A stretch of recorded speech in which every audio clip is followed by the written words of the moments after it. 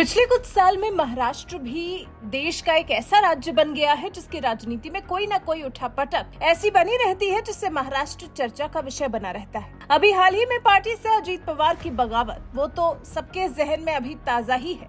फिर शरद पवार का यूं पीएम मोदी को सम्मान देने के लिए उत्साहित हो जाना, इंडिया संगठन के विरोध के बाद भी यूं पीएम मोदी के साथ खुश होकर फोटो खिंचवाना, और तो और अजीत पवार और चाचा शरद पवार की सीक्रेट मीटिंग हो जाना, ऐसा जैसा चाचा भतीजा का फिर से एक हो जाना, ये सब संकेत तो शरद पवार के INDIA से विमुख होने के लग रहे हैं और एनडीए की तरफ जाते दिख रहे हैं। क्योंकि अगर ऐसा नहीं है तो फिर एनसीपी अध्यक्ष शरद पवार और पार्टी के बागी गुट का नेतृत्व कर रहे उप मुख्यमंत्री अजीत पवार ने सीक्रेट मीटिंग क्यों की? पुणे में एक कारोबारी के आवास पर यह मुलाकात INDIA के पेट में पानी करने के लिए काफी है। हालांकि उद्धव की शिवसेना के प्रवक्ता संजय राउत ने इसको काफी हल्के में लेने का प्रयास किया है, लेकिन जो तंज उन्होंने कसा है वो खिसियाहट भरा लग रहा है।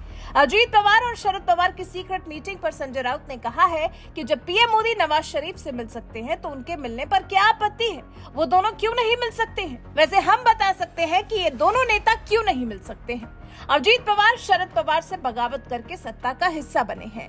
दोनों नेताओं के बीच में बगावत है। एक तरह से अजीत पवार ने शरद पवार की पार्टी को यूं बगावत करके 2024 से पहले कमजोर किया है, लेकिन उसके बाद भी ये दोनों की आपस में बगावत के बाद तीसरी मुलाकात है।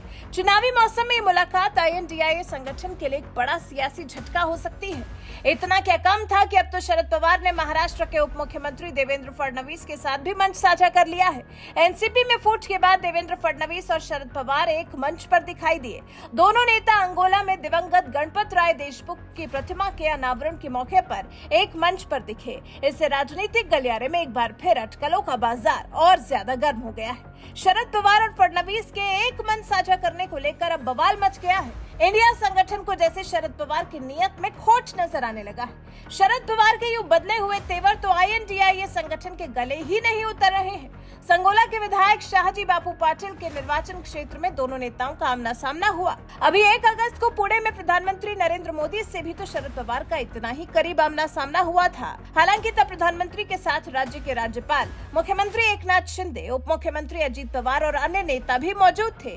उस समय भी मोदी और पवार के एक साथ मंच साझा करने पर जमकर सियासत हुई थी। महाविकास अघाड़ी के सहयोगी दलों ने भी अपनी नाराजगी दर्ज कराई थी। अब अजीत पवार की मीटिंग के बाद से महाराष्ट्र की राजनीति में उबाल देखने को मिल रहा है। पुणे में दोनों नेताओं के बीच में करीब 1 घंटे की ये बैठक हुई है। कहा जा रहा है कि बगावत के बाद अजीत पवार शरद पवार को मनाने की कोशिश कर रहे हैं। तो ऐसे में सवाल ये उठता है कि अगर अजीत पवार मना रहे हैं तो क्या शरद पवार मान जाएंगे, या फिर आपको क्या लगता है जिस तरह से फडणवीस पीएम मोदी के साथ शरद पवार नजदीकियां बढ़ा रहे हैं, उससे शरद पवार पहले ही मान गए हैं क्या?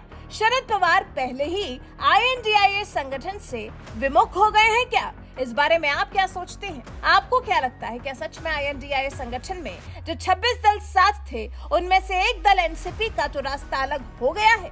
इस बारे में आप क्या सोचते हैं? अपनी राय हमें कमेंट कर जरूर बताएं।